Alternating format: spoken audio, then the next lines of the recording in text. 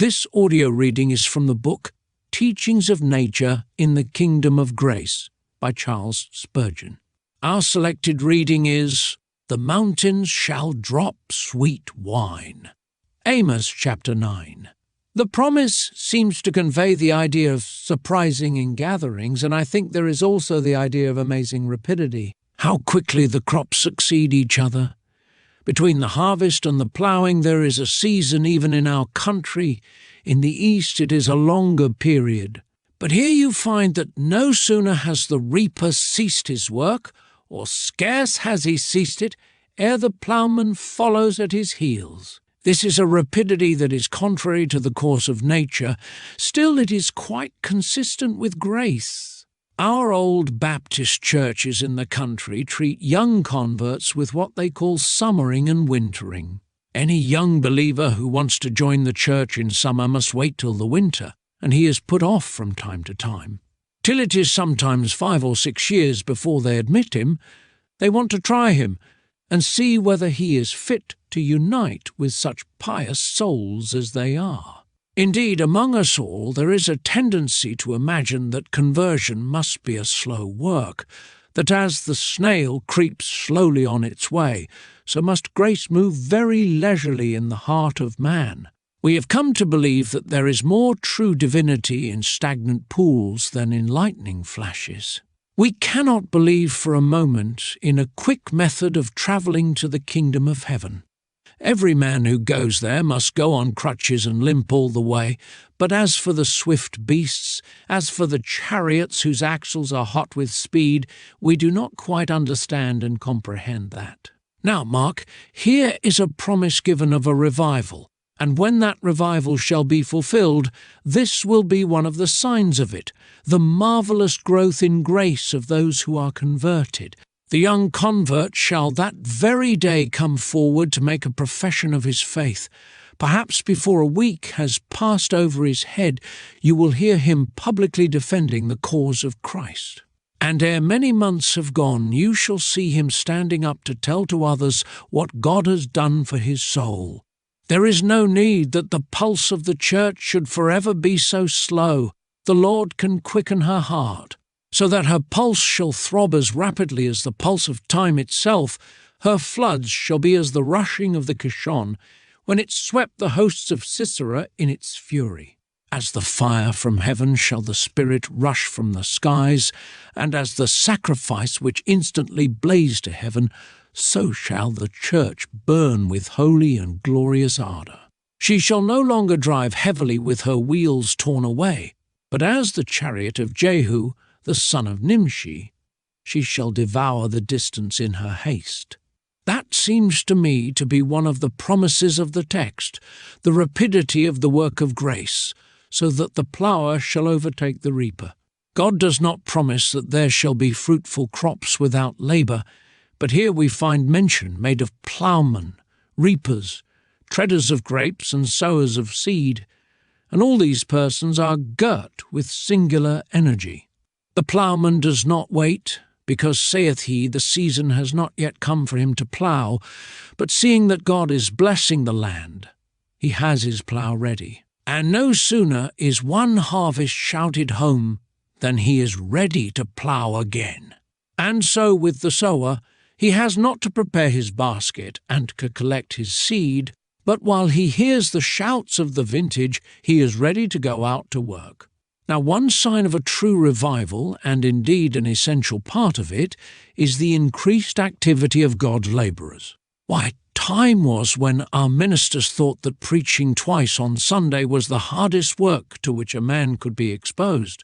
Poor souls, they could not think of preaching on a weekday, or if there was once a lecture they had bronchitis, were obliged to go to Jerusalem and lay by, for they would soon be dead if they were to work too hard. I never believed in the hard work of preaching yet, but the cry used to be that our ministers were hardly done by. They were to be pampered and laid by, done up in velvet, and only to be brought out to do a little work occasionally, and then to be pitied when that work was done. I do not hear anything of that talk nowadays. I meet with my brethren in the ministry who are able to preach day after day, and are not half so fatigued as they were, and I saw a brother minister who has been having meetings in his church every day, and the people have been so earnest that they will keep him very often from 6 o'clock in the evening till 2 in the morning. "Oh," said one of the members, "our minister will kill himself." "Not he," said I. "That is the kind of work that will kill no man. It is preaching to a sleepy congregation that kills good ministers, but not preaching to earnest people." So when I saw him, his eyes were sparkling, and I said to him, "Brother, you do not look like a man who is being killed." "Killed, my brother," said he. "Why, I am living twice as much as I did before. I was never so happy, never so hearty, never so well," said he. "I sometimes lack my rest and want my sleep when my people keep me up so late, but it will never hurt me indeed," he said. "I should like to die of such a disease as that, the disease of being so greatly blessed." There was a specimen before me of the ploughman who overtook the reaper, of one who sowed seed, who was treading on the heels of the men who were gathering in the vintage, and the like activity we have lived to see in the Church of Christ. Did you ever know so much doing in the Christian world before? There are grey-headed men around me who have known the Church of Christ 60 years, and I think they can bear me witness that they never knew such life, such vigour and activity, as there is at present. Everybody seems to have a mission, and everybody is doing it. There may be a great many sluggards, but they do not come across my path now. I used to be always kicking at them, and always being kicked for doing so. But now there is nothing to kick at. Everyone is at work. Church of England, Independents, Methodists and Baptists. There is not a single squadron that is behindhand. They have all their guns ready, and are standing shoulder to shoulder, ready to make a tremendous charge against the common enemy. This leads me to hope, since I see the activity of God's ploughmen and vine dressers, that there is a great revival coming, that God will bless us, and that right early. A time of revival shall be followed by very extraordinary conversion. But, albeit that, in the time of revival, grace is put in extraordinary places, and singular individuals are converted. Yet these are not a bit behind the usual converts, for if you notice, the text does not say, "The mountains shall drop wine merely, but they shall drop sweet wine." It does not say that the hills shall send forth little streams, but all the hills shall melt. When sinners, profligate and debauched persons are converted to God, we say, well, it is a wonderful thing. But I do not suppose they will be very first-class Christians. The most wonderful thing is that these are the best Christians alive, that the wine which God brings from the hills is sweet wine, that when the hills do melt, they all melt. The most extraordinary ministers of any time have been most extraordinary sinners before conversion. We might never have had a John Bunyan.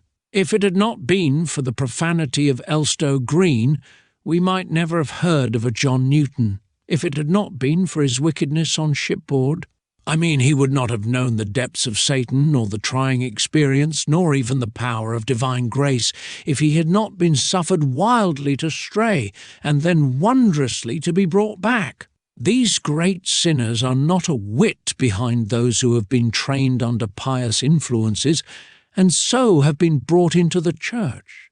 Always in revival you will find this to be the case, that the converts are not inferior to the best of the converts of ordinary seasons, that the Romanist and the men who have never heard the gospel when they are converted are as true in their faith, as hearty in their love, as accurate in their knowledge, and as zealous in their efforts, as the best of persons who have ever been brought to Christ. The mountains shall drop sweet wine, and all the hills shall melt.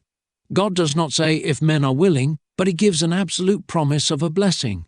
As much as to say, I have the key of men's hearts. I can induce the ploughman to overtake the reaper. I am master of the soil, however hard and rocky it may be. I can break it and I can make it fruitful. When God promises to bless his church and to save sinners, he does not add, If the sinners be willing to be saved, no, great God, Thou leadest free will in sweet captivity, and Thy free grace is all triumphant. Man has a free will, and God does not violate it, but the free will is sweetly bound with fetters of the divine love, till it becomes more free than it ever was before. The Lord, when He means to save sinners, does not stop to ask them whether they mean to be saved, but like a rushing mighty wind, the divine influence sweeps away every obstacle.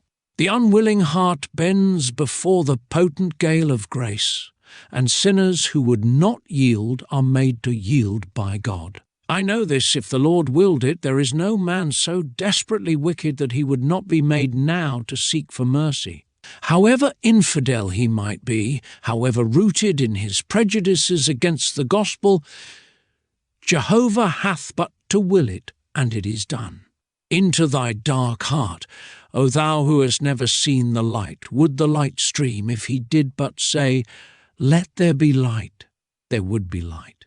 Thou mayest bend thy fist and lift up thy mouth against Jehovah, but he is thy master yet, thy master to destroy thee, if thou goest on in thy wickedness. But thy master to save thee now, to change thy heart and turn thy will as he turneth the rivers of water. If it were not for this doctrine, I wonder where the ministry would be. Old Adam is too strong for young Melanchthon. The power of our preaching is naught. It can do nothing in the conversion of men by itself. Men are hardened, obdurate, indifferent. But the power of grace is greater than the power of eloquence or the power of earnestness, and once let that power be put forth, and what can stand against it? Divine omnipotence is the doctrine of a revival. We may not see it in ordinary days, by reason of the coldness of our hearts, but we must see it when these extraordinary works of grace are wrought. This concludes our reading. Thank you for listening.